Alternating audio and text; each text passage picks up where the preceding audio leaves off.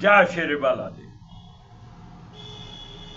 22 जून रात्रि 9:32 पर बुध कर्क राशि में प्रवेश करने वाले हैं। बुध की ये सम राशि है या शत्रु राशि है,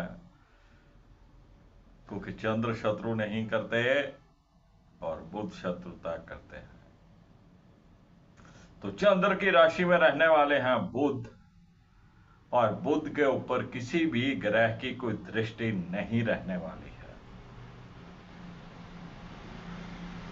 बुध का ये गोचर क्या प्रभाव देने वाला है, मार्केट विशिष्ट बताऊंगा आपको।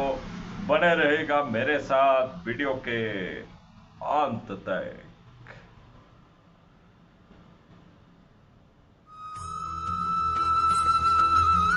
मार्केट विशिष्ट आप सबका स्वागत करता हूं। बात करने वाले हैं बुध के गोचर की, जो कर्क राशि में होने जा रहा है। और सब प्रथम बात करेंगे मेष लग्न की। मेष लग्न के लिए बुध तृतीय और छठे भाव के स्वामी होते हैं और चतुर्थ भाव में गोचर करने वाले हैं। छोटे भाई बहनों के साथ आपके संबंध मध्यम रहने वाले हैं। अगर आप कोई पुस्तक लिख रहे थे, कोई कहानी लिख रहे थे, कोई नॉवल लिख रहे थे, कोई थीसिस लिख रहे थे, तो इस कार्य में मध्यम फल आपको मिलने वाला है। लेकिन छठे भाव का स्वामी होकर बुध चतुर्थ भाव में माता श्री की सेहत में उतार चढ़ाव हो सकते हैं। घर परिवार के सुख में आपको कमी महसूस होगी। आप पूर्ण समय अपने घर परिवार को नहीं दे पाएंगे। भूमि भवन और वाहन के सुख से भी मध्यम फल की प्राप्ति है। ऐसे में कोई भी आप वाहन खरीदना चाहते थे, भूमि खरीदना चाहते थे, तो उसके खरीदने की संभावनाएं मध्यम फल देती हैं।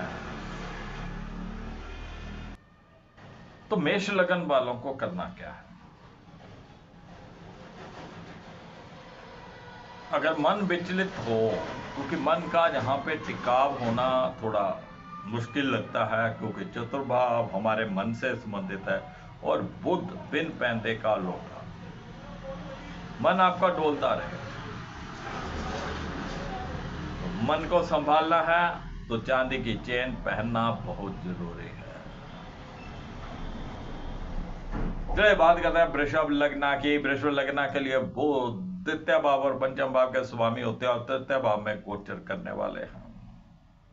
विद्यार्थी वर्ग के लिए मध्यम समय है। विद्यार्थी वर्ग को अपनी पढ़ाई लिखाई में पूरा ध्यान देना चाहिए। मध्यम समय है तो थोड़ा इसका लाभ लेना चाहिए। अपनी तरफ से थोड़ा हार्ड वर्क करना चाहिए। संतान पक्ष से भी ये समय मध्यम रहने वाला है। प्रेमी प्रेमिकाओं के लिए भी यह समय बहुत अच्छा नहीं कहा जा सकता, मध्यम है। लेकिन धन की स्थिति जहां पर कुछ न कुछ भाइयों के ऊपर आपका खर्च हो सकता है। घर परिवार का सुख भी यहां पे मध्यम रहने वाला है। तो कुल मिला के जो बुध का गोचर है वो मध्यम फल देने वाला है। किसी अशुभ भाव में बुध की स्थिति नहीं है। छोटे भाई बहनों का सहयोग भी आपको मध्यम तौर के ऊपर रहेगा और सेविंग भी आप जो आपका टारगेट है लगभग उसके लगभग आप कर लेंगे। बोलबानी आपकी ठीक ठाक रहने वाली है। तो कुल मिला के बुध का गोचर ठीक ठाक रहने वाला है। चलिए बात करते हैं मिथुन लग्न की। मिथुन लग्न के लिए बुध लगन के स्वामी होने के साथ साथ चतुर्थ भाव के भी स्वामी होते हैं और द्वितीय भाव में गोचर करें। लगन का स्वामी द्वितीय भाव, आपको अपने परिवार के साथ समय बिताने का मौका मिलेगा। आप अपने घर परिवार का सुख जहां पर ले पाएंगे। बेशक मध्यम ही रहेगा लेकिन सुख ले पाएंगे। कुछ ना कुछ आप सेविंग भी यहां पर कर पाएंगे और माता श्री की सेहत भी मध्यम स्तर के ऊपर रहने वाली है। भूमि भवन वाहन का सुख भी जहां पर आपको मिलने वाला है। घर परिवार का सुख भी जहां आपको मिलने वाला है। लेकिन आपको सिर्फ केसर या हल्दी का तिलक करना है। केसर या हल्दी का तिलक करिएगा, ये बुध का गोचर आपको शुभ प्रभाव देगा। चलिए बात करते हैं कर्क लग्न की। कर्क लग्न के लिए बुध द्वादश भाव के स्वामी होने के साथ साथ तृतीय भाव के भी स्वामी होते हैं और लगन में ही गोचर करेंगे। छोटे भाई बहनों का सुख, मिला जुला सा प्रभाव जहां पर मिलने वाला है। कभी वो आपका सहयोग करेंगे, कभी वो आपका सहयोग नहीं करेंगे। यानी कि कुल मिला के उनके साथ जो आपका विचारिक मतभेद है वो शांत सा रहेगा, यानी कि मतभेद उत्पन्न नहीं होगा, लेकिन स्थिति संभली रहेगी। लेकिन आपको अपनी सेहत के प्रति अलर्ट रहना है। द्वादश भाव का स्वामी होकर लगन में कांच के बर्तन का इस्तेमाल आपको नहीं करना है। चलिए बात करते हैं सिंह लग्न की। सिंह लग्न के लिए बुध द्वितीय भाव के स्वामी होने के साथ साथ एकादश भाव के भी स्वामी होते हैं और द्वादश भाव में गोचर करेंगे। द्वितीय भाव का स्वामी द्वादश भाव, सेविंग आप नहीं कर पाएंगे। घर परिवार का सुख यहां पर आप नहीं ले पाएंगे। कोई ना कोई गृह क्लेश की स्थिति बनेगी या आपको कहीं ना कहीं बाहर अंदर किसी सिटी में आना जाना पड़ जाएगा, तो घर परिवार का सुख यहां पे आप नहीं ले पाएंगे। आय के साधनों से अधिक आपके खर्चे होने वाले हैं। जितनी आपकी आय है उससे पहले ही खर्चे उसके तैयार रहेंगे और आय के साधनों के लिए आपको बहुत भाग दौड़ करनी पड़ेगी। कोई विदेश यात्रा करनी पड़ जाए या आपको किसी दूसरी सिटी में भी जाना पड़े तो कोई आश्चर्य की बात नहीं होगी। घर की छत खाली रखिएगा। कोई बांस की वस्तुएं वहां पर पड़ी हों उनको उठा दीजिएगा। खाली घड़ा चलते पानी में जल प्रवाह करिएगा। पीला धागा गले में पहन के रखें।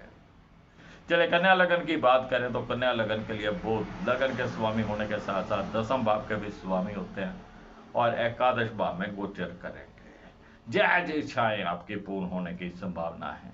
सेहत तंदुरुस्ती आपकी बनी रहेगी। व्यापार या जॉब के क्षेत्र में आप कुछ ना कुछ अच्छा करके दिखाएंगे। वहां पर किसी भी प्रकार की कोई रुकावट नजर नहीं आती है, लेकिन फिर भी आपको अपनी तरफ से कार्य समय से पूर्ण करना है।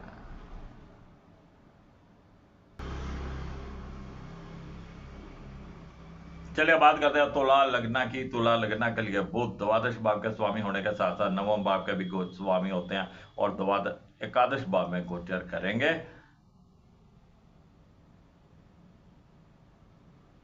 खर्चों में थोड़ी बढ़ोतरी हो सकती है। आय से पहले खर्चों का आपको लेखा जोखा तैयार करना पड़ेगा, लेकिन भाग्य भाव का स्वामी होगा एकादश भाव में। कहीं ना कहीं भाग्य आपका साथ देने वाला है। जॉब के क्षेत्र में, व्यापार के क्षेत्र में कोई ना कोई आय के नए साधन ये गोचर आपको पैदा करके देगा। बस एक तांबे का पैसा सुराख लो, आप गले में धारण कर लीजिए पीले धागे में। बुध का फल आपको अति उत्तम रहेगा।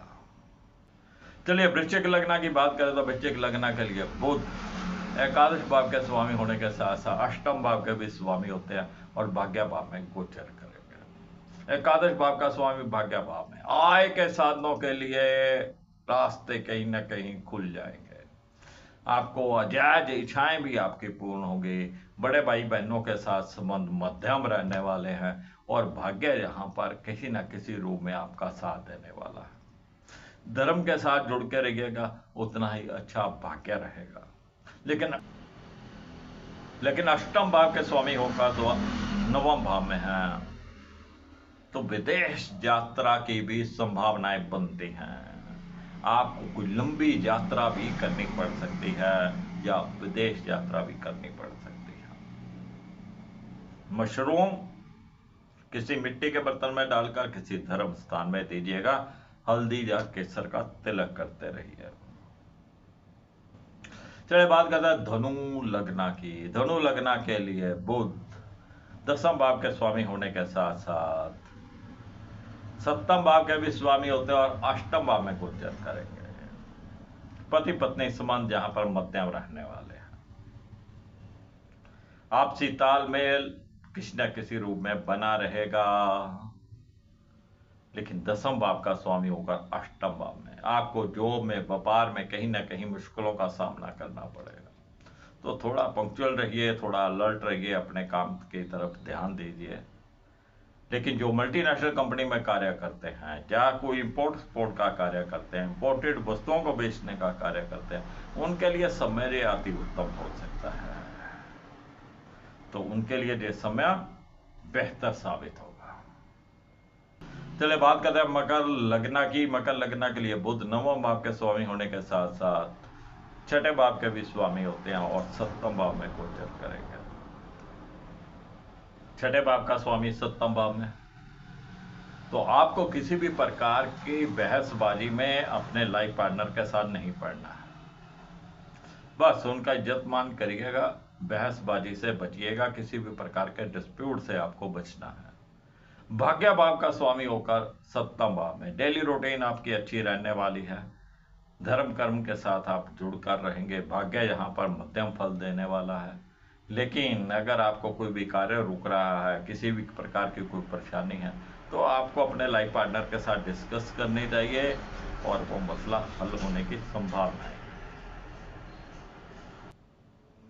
चलिए बात करते हैं कुंभ लग्न की। कुंभ लग्न के लिए बुध पंचम भाव के स्वामी होने के साथ साथ अष्टम भाव के भी स्वामी होते हैं और छठे भाव में गोचर करेंगे।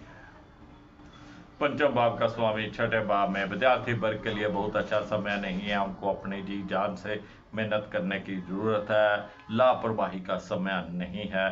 संतान पक्ष भी जहाँ पर बहुत अच्छा नहीं रहने वाला। जिनके बच्चे बड़े हैं उनको अपने बच्चों के ऊपर कुछ नजर रखने की जरूरत है। प्रेमी प्रेमिकाओं का भी संबंध जहाँ पर तुम रूठी रहो मैं मनाता रहूं का सिलसिला चलता रहेगा। लेकिन बुध छठे भाव में, तो बुध का छठे भाव में जाना बहुत अच्छा गोचर नहीं है। चलिए बात करते हैं मीन लग्न की। मीन लग्न के लिए बुध सप्तम भाव के स्वामी होने के साथ साथ चतुर्थ भाव के भी स्वामी होते हैं और पंचम भाव में गोचर करेंगे। माता श्री की सेहत ठीक ठाक रहने वाली है। घर परिवार का सुख आपको मिलने वाला है। भूमि भवन वाहन का सुख आपको मिलने वाला है। और सप्तम भाव का स्वामी होकर पंचम भाव में प्रेम प्रसंग के मामलों में भी गोचर आपके लिए अच्छा रहने वाला है। विद्यार्थी वर्ग के लिए भी समय ठीक ठाक है। और जो विवाह योग्य है उनके विवाह की बात चल सकती है। पति पत्नी संबंध पहले से बेहतर रहने वाले। तो फ्रेंड्स, ये था बुध का गोचर जो कि कर्क राशि में होने जा रहा है। वीडियो पसंद आए लाइक करिएगा, शेयर करिएगा, दोस्तों मित्रों को इस चैनल के साथ जोड़िएगा। मैं फिर मिलूंगा आपको एक नई जानकारी के साथ। तब तक राकेश विशिष्ट को इजाजत दीजिए।